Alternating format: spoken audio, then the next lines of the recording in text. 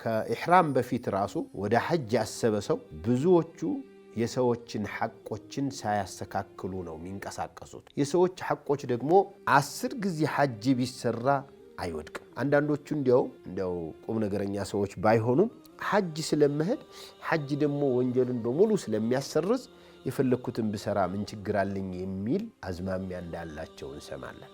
ናም ነብዩ ሰለላሁ ዐለይሂ ወሰለም ሐጅ አርጎ በስሜት ነገር ላይ ሳይቀላለድ እንደዚሁም ከአላህ የሚያስቆጣ ነገር ጋር ሳይገናኝ ሳይዋሽ ሳያማ ሳያታልል ሳይጮህ ሳይሳደብ ሳይጣላ የተመለሰ ሰው እናቱ ስትወልደው እንደነበረ ንጹህ ሆኖ ይመለሳል ብለዋል። በሌላም ሐዲስ ላይ ዑምራ እስከሚቀጥለው ዑምራ ድረስ በመሐከላቸው ላለው ወንጀል ያሰርዛል ብለዋል። ትክክለኛ ሐጅም ክፍያው ጀነት እንጂ ሌላ አይተካውም ብለዋል።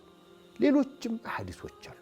እነዚህ አሐዲሶች ሁሉ ግን የሚያመለክቱት በአላህና በአንተ መካከል ላሉት ስተቶች እንጂ በፍጹም የሰዎችን ሐቆች የበደልካቸውን ሰዎች ሐቃቸውን ያሰርዛል ማለት እንዳልሆነ ሊታመንበት ይገባል።